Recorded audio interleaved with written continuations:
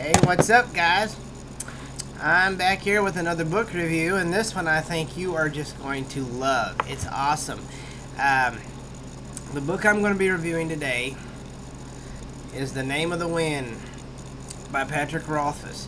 I'm going to tell you, this guy, he set out with a dream so many years ago, and he basically called it the book. And obviously he had to later go ahead and have it redone into what would eventually be 3 books. Obviously we have The Name of the Wind, and the latest one that came out is A Wise Man's Fear. But basically it's laid out in 2 different storylines, and we meet a young guy by the name of Kvothe, which of course that's how you pronounce it. It's actually spelled Kvothe, but it's pronounced Kvothe. And it's an awesome story about a young kid that was growing up, traveling from all these different towns as a member of the Ra, with his family. And they go from town to town, and they're skilled musicians and entertainers and different things, not just your average person. So this kid was well versed in knowing how to act on stage and in front of people and different things like this. And it's written with 2 different storylines. We obviously have the first storyline, which is it starts at the Waystone Inn, basically, where we have a guy that is basically Kvothe, but he's being called either Reshi or he's being called something else, and he's got a young companion with him named Bash. Okay, well, as things go on, there's some weird happenings in the town with some Skraelings, and we kind of don't really know exactly what those are, and there's a guy that's coming to town also that he's called the Chronicler. So basically, long story short, he finally gets to the Waystone Inn, and he has some suspicions about who this guy is. Is he the storied Kvothe, the Bloodless? Kvothe, the Kingkiller? Who is this guy? I think I know who he is. And now this Chronicler is a world-renowned dude that, he's a very he's very skeptical about things, and so, so basically what winds up is Kvothe and his companion are there. And they basically tell this guy, listen, if you want to know my story, okay, it's going to take 3 days, which basically turns out to be the 3 books of the Kingkiller Chronicles. And he says, this is the way it's going to be. I know you've got something to do, but if if you really want to hear this story, here's what it is. And so it starts off as like a reflective type of thing. And in between all these different chapters, it goes back to the Waystone Inn with the Chronicler and several interactions with the Chronicler and Bast and Kvothe, once again reminiscing about his story, which has become some of these things that become some myths and all these different things. And so obviously the Chronicler wants to hear about this. I mean, what really happened in these situations? I mean, did you really do this? Did you really do that? So anyways, basically Kvothe starts off with the second part of the storyline, which is basically a flashback. And the first book is basically the first day that he sits there and he's telling this guy things that happened to him. And it's really good the way he did this. Patrick Rothfuss is he reminds me so much of Robert Jordan, the way that he uses some awesome words and the way that he writes the novel, and several different things in here that just really speak to me about how Robert Jordan used to word things. But it was a marvelous. He starts off about being that young boy with the with the Ademaru, which is one of those guys that, like I said, they're a traveling type of entertainment that goes around to the different towns, and it's really good how it's weaved, and they learn different things as they're going around. He starts as his childhood and learning how to play the instruments and the different characters, and learning how, And it moves along where he finally, they meet up with this guy Abinthy, which winds up he calls affectionately Ben. And Ben starts to talk to him about his unique ability to be able to learn things extremely quickly. And so Kvothe displays this at a young age as he picks things up quickly. New languages, new whatever.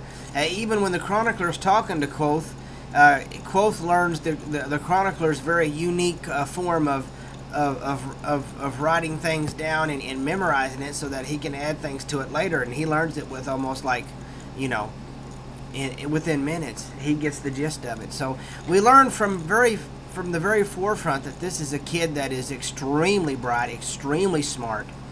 And he's got a hair full of red hair to go with it.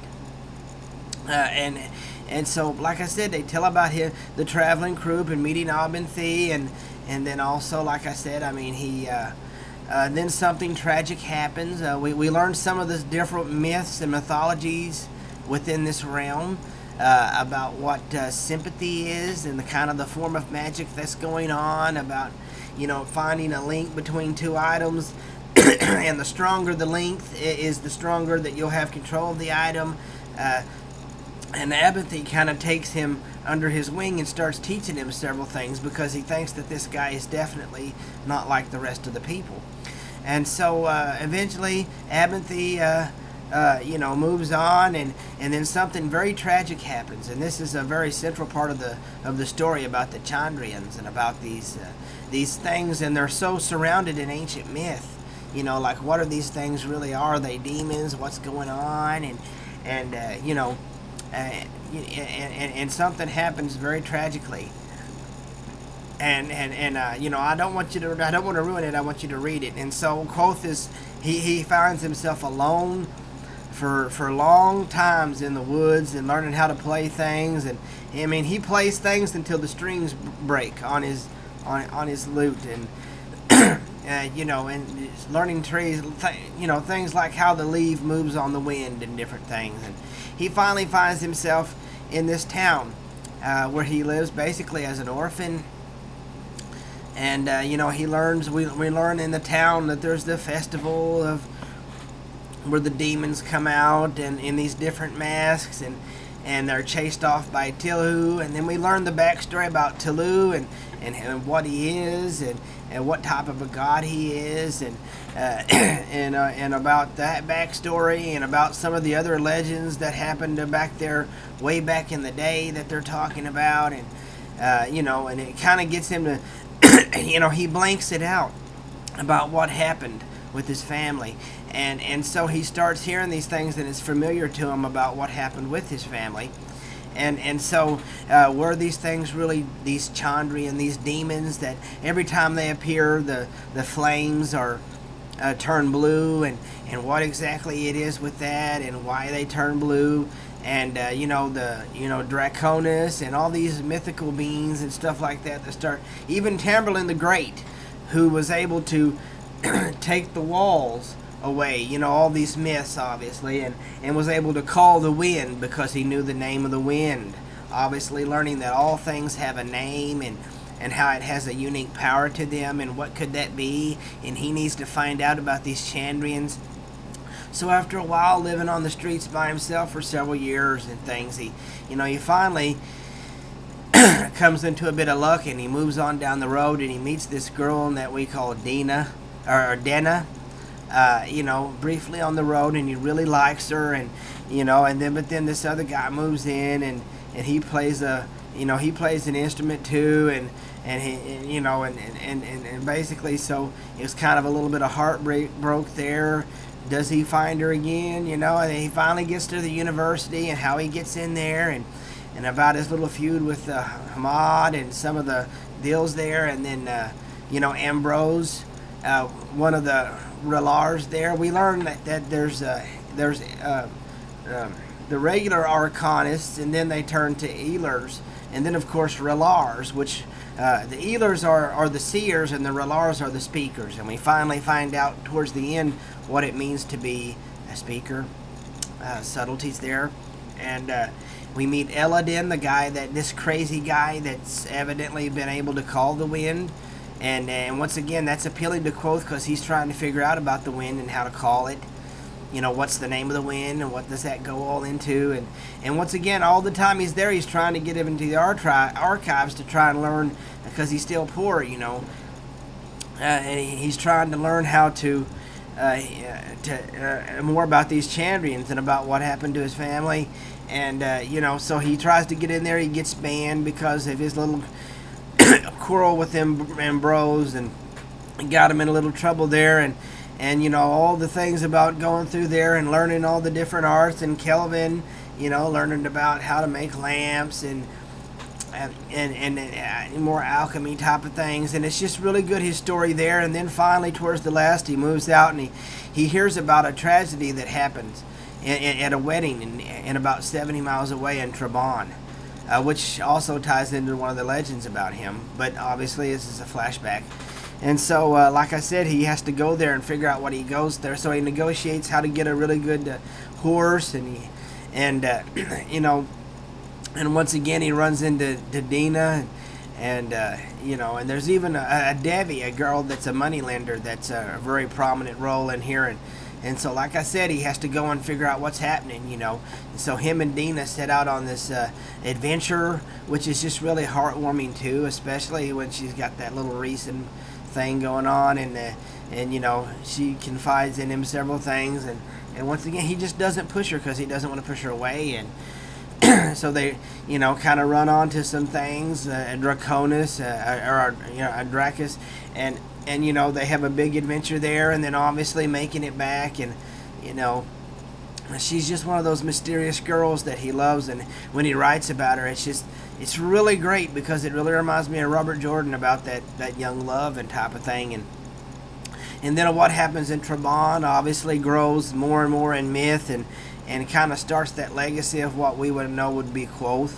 And then he goes back, and like I said, when he gets back to the university, you know, trying to find out, you know, he starts finding out what, you know, accidentally calling the wind, and now that one guy, the Illidan guy that had once refused to let him be his pupil, kind of accepts him as the pupil, and he's going to start teaching him about the name of things now that he's been raised to a Relar.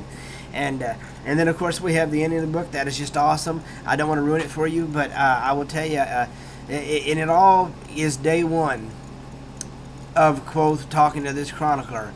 And it's an awesome book. I encourage you to go and pick it up. Patrick Rothfuss is awesome. The Name of the Wind, go pick it up. And you know, the sequel is you know, is The Wise Man's Fear. That's going to be the next one. But the ending is amazing. I really wish that you guys would go out and get this right now. Rothfuss, he does a good job of getting on Google with people and talking. He's a really great author. He's really funny. And you know, he said that basically when he had to redo a whole bunch of things, like I said, making it into a trilogy now that it was just one really big book, and so he had to add a few things in, and he had to redo it, which actually took longer, he said, than writing it in the first place. So it's a great book. It's a page turner, and I definitely recommend that you go out and buy this. Like I said, go get this sucker. It's highly recommended. Patrick Rothfuss is great, and this is his first big stories.